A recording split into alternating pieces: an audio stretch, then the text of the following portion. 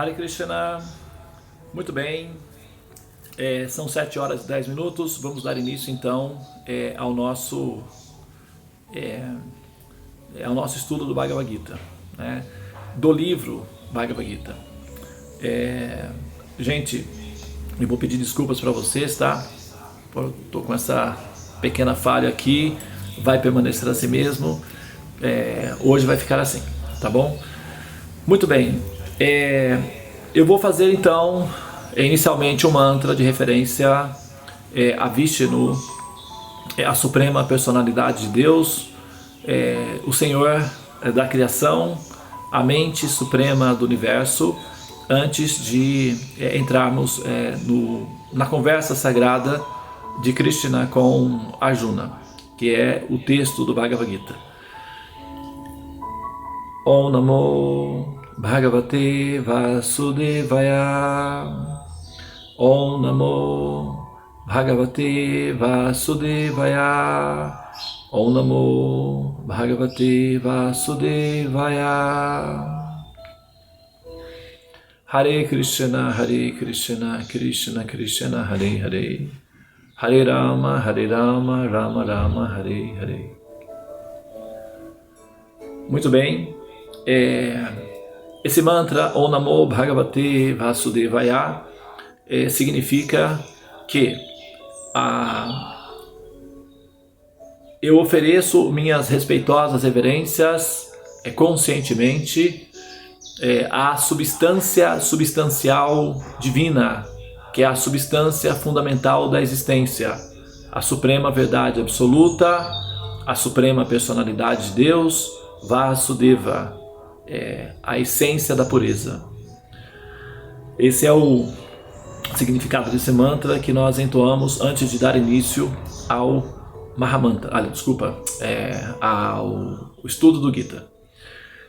Muito bem, então nós havíamos comentado no último momento que havia então essa situação, né, de conflito, de crise entre Arjuna na situação em que ele estava, porque ele estava diante de uma situação, né, complexa, em que ele teria então que enfrentar seus próprios parentes, amigos, né, mestres inclusive, na divisão, né, dos exércitos e das pessoas. Alguns parentes ficaram de um lado do exército e outros ficaram do outro lado. A cultura védica é que o aprendiz ele deve adorar o mestre como representante de Deus, né? Então ele demonstra através do mestre aquilo que ele demonstraria se Deus estivesse presente. Então ele respeita, né, o mestre como se fosse Deus. Não necessariamente que o mestre seja Deus, mas o discípulo toma a referência como ponto de partida e parte do princípio de que se Deus estivesse diante de mim, qual seria o meu comportamento? Qual deveria ser o meu procedimento? Como eu deveria agir? Como eu deveria me relacionar com essa pessoa? E o discípulo, o aprendiz, faz isso então através do mestre. É uma terapia, na verdade, né? Uma fisioterapia de reconhecimento dos primeiros passos de um relacionamento que poderia eventualmente acontecer caso não tivesse Deus presente. E Arjuna, ele, para cada função da vida de um seguidor da cultura védica ou de um membro da cultura védica, existem as áreas de especializações, e cada área de especialização é respeitada e representada por seus respectivos mestres.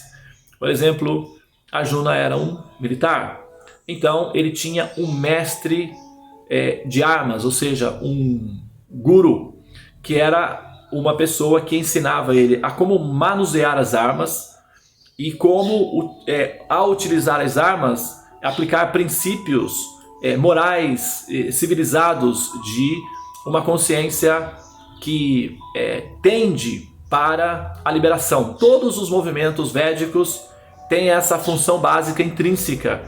Todos os conhecimentos védicos possuem essa função básica intrínseca, que é justamente a noção de que aquele conhecimento em algum momento deverá produzir sobre o conhecedor ou sobre o buscador do conhecimento um estado de intensidade e de interesse pela liberação última, ou seja, a eliminar o processo de nascimento e renascimento no ciclo do samsara, que hoje nós chamaríamos isso de ciclo do carbono, que é a dissolução do corpo, né, que são os repetidos nascimentos e mortes.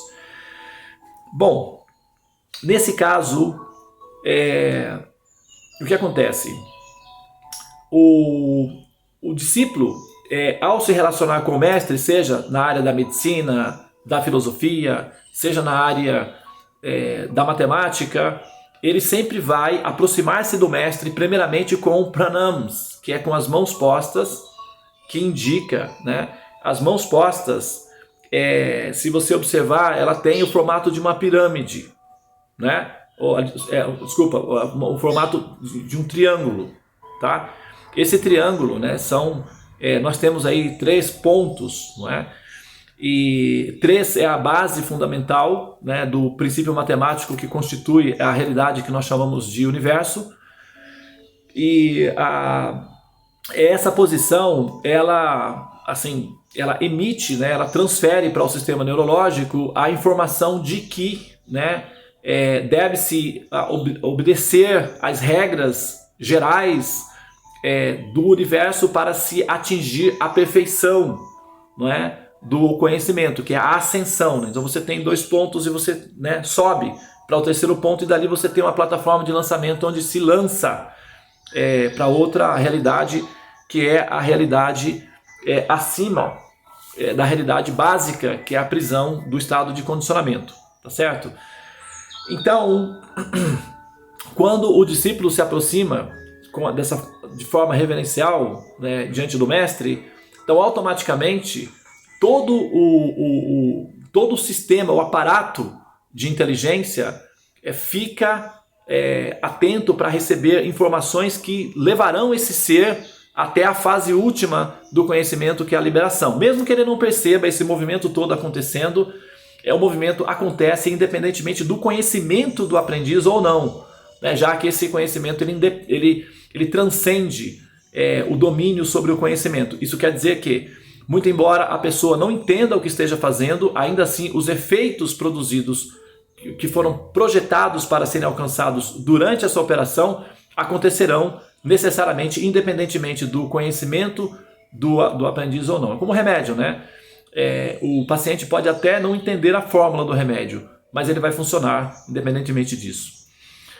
Bom, então, nesse caso, o discípulo ele aprende a respeitar o mestre como sendo Deus, a amar o mestre, a honrar o mestre, e sempre que ele se aproxima do mestre, ele oferece pranams. Na sequência ele toca nos pés do mestre e se abençoa. Com isso, ele pareia a inteligência dele com a inteligência do mestre e consegue adquirir dados e se torna semelhante ao mestre em termos de moralidade, conhecimento e habilidades, seja na matemática, na metafísica, na filosofia ou, né, na arte militar, que era o caso de Arjuna com relação ao mestre dele chamado Dronacharya, que era o mestre dele que ensinou ele a lutar e a usar o arco e flecha, etc.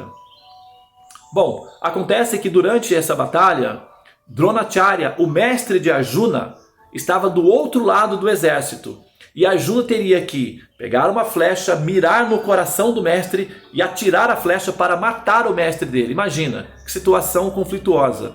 Ele aprendeu a vida toda que ele deveria adorar o mestre e que ele não deveria atacar o mestre nem com palavras ásperas. A cultura védica orienta o aprendiz a não revidar com o mestre, nem mesmo com palavras ásperas, com sentimentos de aversão ou ressentimentos. Ele deve exercitar a tolerância, a resiliência e a humildade perante o mestre pode eventualmente ser rejeitado, o mestre pode ser eventualmente abandonado, se o mestre não for qualificado suficientemente ou então estiver ensinando algum tipo de moralidade reversa, o que dá um efeito colateral negativo. Então o mestre pode ser rejeitado, isso é autorizado nas escrituras. Todavia, nunca ele deve ser maltratado, desrespeitado ou receber do discípulo palavras ásperas, porque isso é considerado impiedoso e gera karma negativo para o aprendiz. Então ele tem o direito de abandonar o mestre, mas jamais de ofendê-lo, porque não se cospe num prato que se come. Isso é falta de educação, é desrespeito. Você pode até não gostar da comida e não querer comer mais, mas maltratar alguém que te oferece alguma coisa é simplesmente impiedoso e não é característico da civilização védica, é bárbaro, então é fora da civilização védica. Então Arjuna, ele aprendeu isso, né? Ele aprendeu que ele deveria respeitar o mestre dele. De repente ele se vê numa situação em que o mestre dele está lá do outro lado, e aí o mestre dele vai pegar uma flecha e vai mirar nele mesmo e vai tentar matá-lo. E ele precisará então revidar isso, atacando o próprio mestre dele com flechas e matar o mestre dele. Então isso dá um resultado assim meio alterado, né, no estado de consciência. E Arjuna entrou em crise por conta disso, como ele mencionou para Krishna. Krishna, veja a minha situação, que infortúnio que eu estou vivendo, o destino parece estar pregando uma peça em mim, ou o destino parece estar tentando, de alguma forma, eliminar a minha existência, porque, para mim, é muito mais confortável deixar de existir do que atirar flechas contra o meu mestre. E não é apenas o meu mestre, ali está também o meu avô, que é honrado, ele é o ancestral da nossa família. Simplesmente, certamente eu irei ao inferno ao fazer isso. Como é que eu vou matar o meu próprio avô? Os portais do inferno estão ansiosos para me receber ali. Eu não tenho condições morais, não tenho condições intelectuais e nem físicas. O meu corpo está tremendo, as minhas mãos estão tremendo. Eu não consigo nem segurar o meu arco só de pensar que eu tenho que matar o meu avô, o meu mestre. Isso é loucura. Eu não vou lutar.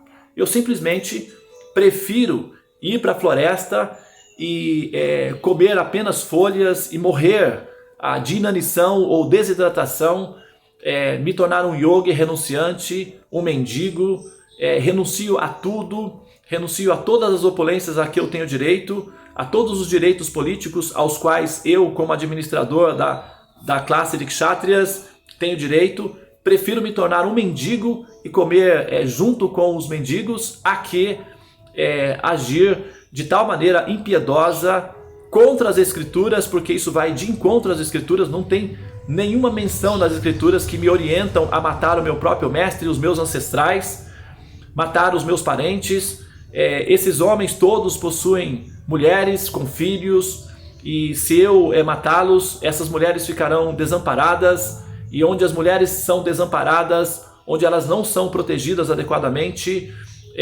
ocorre degradação da sociedade, as crianças se tornarão sem cultura e sem caráter, e eu vou colocar todo o sistema social em decadência por conta disso, simplesmente para obter de volta o meu direito a reinar esse reino? De forma alguma. Eu desisto. Não vou mesmo. Pode declarar que não vai ter mais guerra e eu desisto da guerra. Essa foi a situação do Arjuna, né? Com uma certa coerência, né? Bom, aí a gente pega, né? Eu quero aproveitar aqui para fazer um paralelo, né? Eu sei que existe muita tendência, né, para o politicamente correto atualmente, né? Existe uma inclinação para esse, né, para esse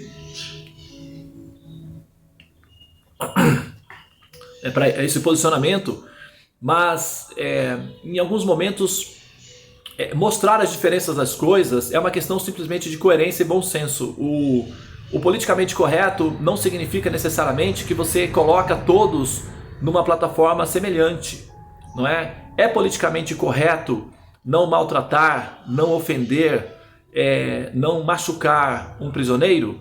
Depende. Se esse prisioneiro for agressivo, se esse prisioneiro for ofensivo e colocar outras pessoas em risco, é politicamente correto, inclusive, matá-lo. É o que o sniper faz, né? Ele aplica a pena de morte. Quando um sequestrador está mantendo uma jovem, uma criança, uma mulher aprisionado, o governo autoriza a pena de morte nesse caso. Então o sniper, ele aponta a arma dele para a cabeça do sequestrador e atira. Isso é o quê? Pena de morte, né?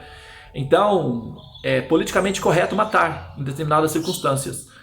Então, nós observamos certos detalhes. Por exemplo, se a gente faz a comparação, né, da situação filosófica entre Arjuna e o Moisés, por exemplo, né? Na história da Bíblia, nós temos o Moisés, né? Que é um líder militar também, porque ele reúne um exército de pessoas despreparadas, né, balisticamente falando, mas desafia um reino com soldados e tudo, né? E as armas que o Moisés tem é a segurança que Deus então estaria oferecendo para ele. E ele consegue então derrotar um exército todo, liderando um grupo de pessoas, e leva esse grupo de pessoas até o deserto. Bom, chegando no deserto, o Moisés então é convidado a subir em uma montanha, onde ele recebe orientações objetivas acerca de como serão as regras morais para nortear o grupo que ele está liderando. E é escrito na pedra, né? Porque escrito na pedra é para ser durável, é para não ter dúvidas nenhuma de que aquilo é para permanecer da maneira como está, né? E então ele desce com tábuas escritas na pedra, e um dos preceitos ali é o de não matarás, né? Não matarás. Então ele passa 40 anos orientando os seus subordinados em relação a esse princípio, que você não deve matar. E o resultado consequente para aquele que matar será a morte, ou seja, olho por olho, dente por dente. Aquele que matou deverá imediatamente também ser morto. A lei do talião.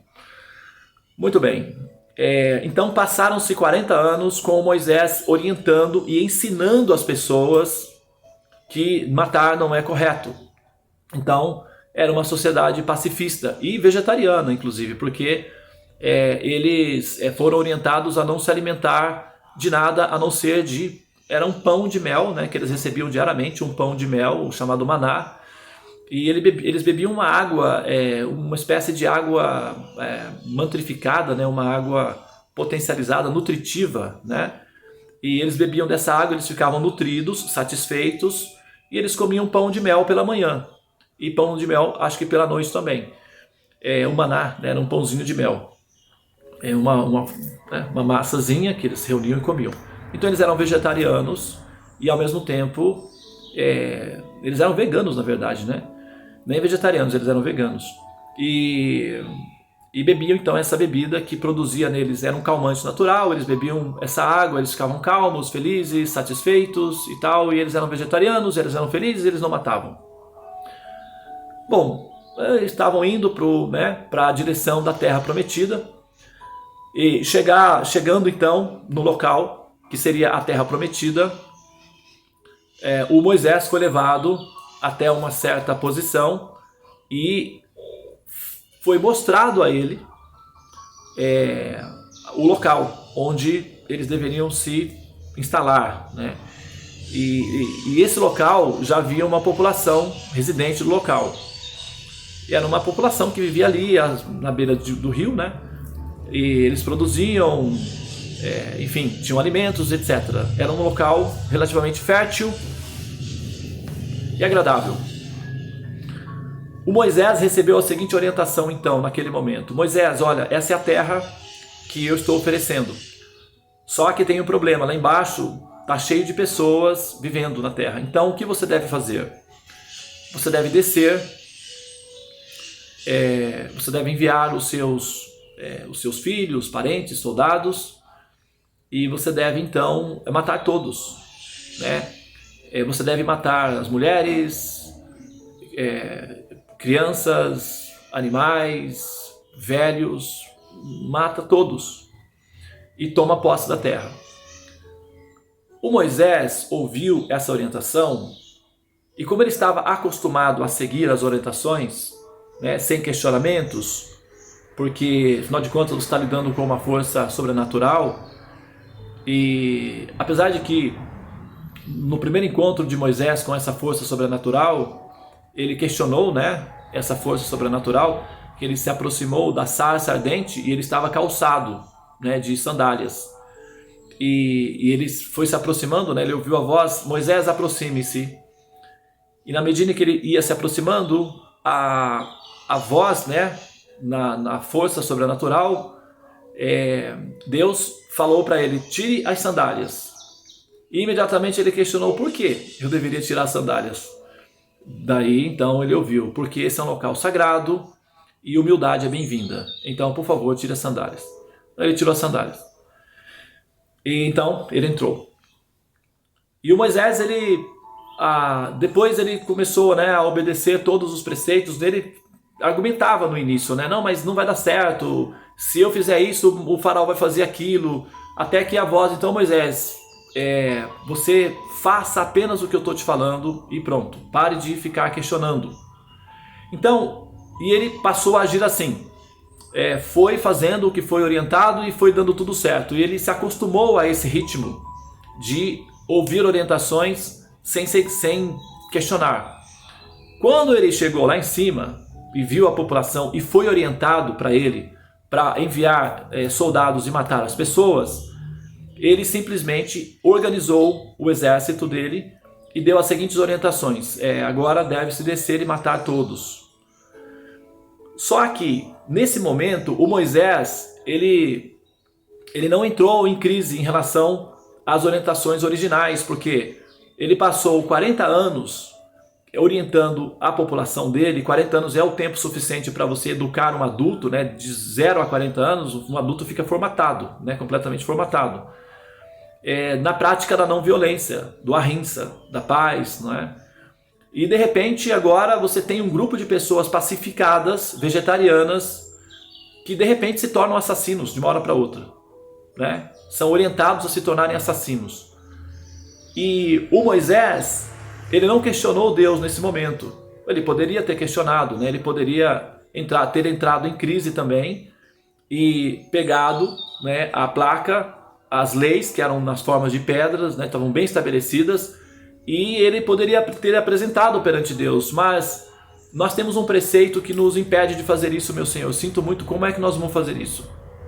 Nós fomos orientados à prática da não violência, e de repente agora nós temos que matar pessoas, inclusive crianças. Isso me parece muito bizarro. Eu não tenho condições de fazê-lo. Ele poderia ter colocado assim dessa maneira também. Só que ele não fez. Ele simplesmente reuniu um grupo e veementemente insistiu que eles executassem a ordem. Então, o Moisés poderia ter desconfiado, né? Porque assim, o chamado demônio, no caso, ele pode também se disfarçar de Deus e dar orientações contrárias a Deus, né? E aí é onde entra o critério do bom senso. Não se deve seguir uma orientação cegamente, sem que essa orientação seja devidamente questionada, sem que essa orientação seja devidamente observada. Isso é coerência. Um sistema de religião ou um sistema religioso em que a coerência é eliminada, as pessoas se tornam fanáticas e perigosas, até assassinos, né? Assim é o que nós vemos quando uma pessoa se veste com bombas e vai e mata outras pessoas acreditando que isso é bom, né? Então isso é ausência de coerência, é ausência de raciocínio lógico. E é justamente isso que os ateístas questionam nos religiosos, que é que eles destroem a si mesmos destroem a própria coerência, a inteligência, em função de uma fé irracional e perigosa, e eventualmente assassinos, né? Eu vi em Porto Alegre uma vez um outdoor, né, que é um cartaz no ônibus de uma comunidade ateísta, que eles colocaram no ônibus o seguinte: se Deus existe, então tudo é possível. E coloca então um homem-bomba se explodindo, né? E a Torre Gêmeas, foi na época da explosão lá das Torres Gêmeas. Esse é o resultado, eles colocavam, do cultivo irracional da ideia de Deus. E de certa forma eles têm razão, né? Porque afinal de contas, o modus operandi para se demonstrar a fé é um sistema que assusta e apavora as pessoas. Então, se o seguidor é assustador e apavorante, então imagina só como não é o líder desse seguidor, e o líder supremo desse seguidor, ou Deus, deve ser um ser elevado ao quadrado, e isso elevado à potência máxima é assustador. Então seria melhor que Deus não existisse, porque se ele existir e essas pessoas refletem a existência dele, então nós estamos em perigo seríssimo. Então essa é a propaganda negativa que se oferece da ideia de Deus, e evidentemente as pessoas se tornam cada vez mais céticas e ateístas, porque se isso representa Deus, e se Deus for semelhante a isso, então é melhor que ele não exista, porque assim nós estaremos em segurança maior. Bom, então esse caso que reflete a situação de uma pessoa que tem que observa os preceitos superiores de códigos morais religiosos e coloca esses preceitos superiores em confronto com orientações inferiores, né? Krishna levou Arjuna até o meio do exército e falou: veja, Arjuna, as pessoas que você deverá matar na hora da batalha, mantenha-se firme. E Arjuna olha para amigos, primos, mestres, avós, ele fala: isso está totalmente errado, não faz nenhum sentido. Mesmo que eu tenha condições de matar essas pessoas, eu acho que como soldado eu até poderia fazê-lo, mas por que eu deveria fazê-lo? Todas as escrituras e códigos morais superiores me orientam a não fazê-lo. E o destino está me colocando numa situação de xeque-mate, e eu tenho que tomar essa decisão. E a minha decisão é simplesmente: eu não vou fazer. E por que eu deveria fazer?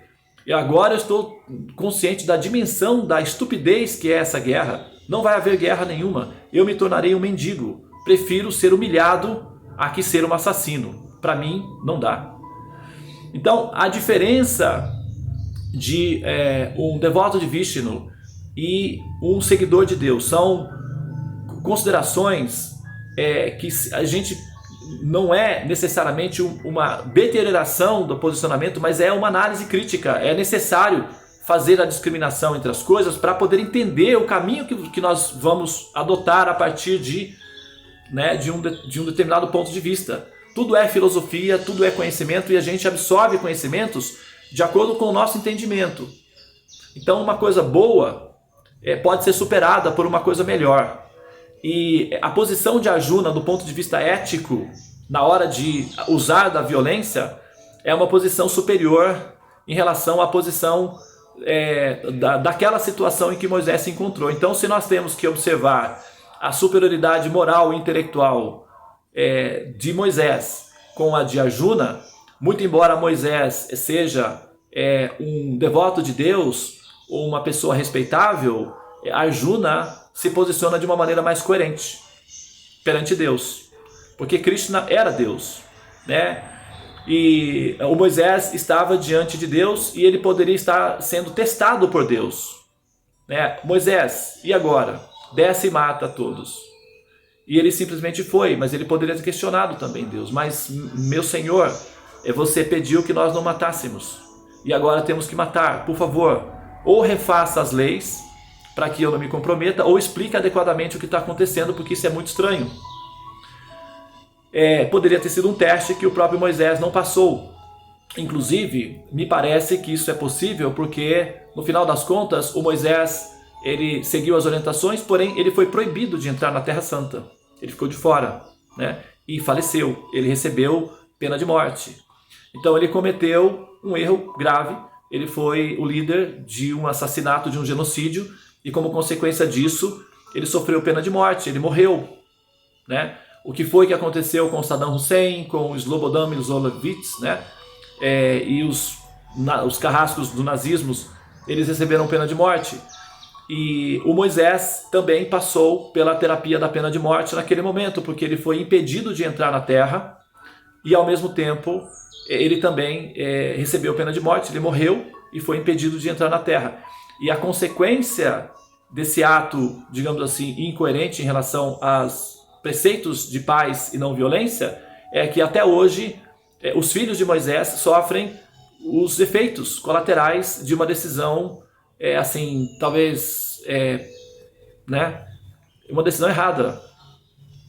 Eu não estou afirmando isso, mas eu estou colocando como possibilidade, né, porque nós vemos que a entrada do povo de Moisés naquela região criou um conflito que dura até hoje, e derramamentos de sangue, e pessoas morrem o tempo todo em função dessa interferência, né? O Arjuna então entrou nessa crise e disse a Krishna: o resultado consequente a longo prazo, médio e longo prazo, da minha interferência matando essas pessoas vai ser um desastre. Tá na cara que estou errado. Então, eu sinto muito, não lutarei. Bom, são 7 horas e 41 minutos, né? Eu vou parar aqui e vamos ver então o que Krishna vai falar para Arjuna diante dessa situação, com a reação, né, de Krishna, porque afinal de contas Krishna é Deus e ele está sendo simplesmente confrontado. E isso pode ser interessante. Vamos ver, né, qual será a posição de Krishna a partir de então. Eu vou parar aqui. Se alguém quiser fazer algum comentário, alguma pergunta, nós temos aí ainda 5 minutinhos, né, para alguma observação, comentário ou perguntas.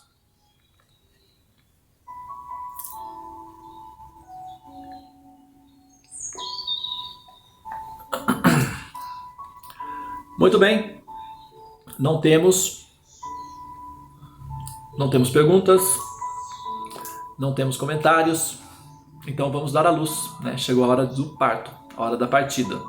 Deixa eu só falar quem esteve aqui, né, observando esse estudo: o Bhakta Gandiva, a Bianca, a Glaucia Mansur, a Helene Braga, a Elga Santos, a Isabela Guerreiro, a Márcia Regina, a Natália Cervantes, o Paulo Vitor, a Raquel Rezende, o Rômulo Prado, a Tula Cipudia, a Karuna Mai e eu, Devananda.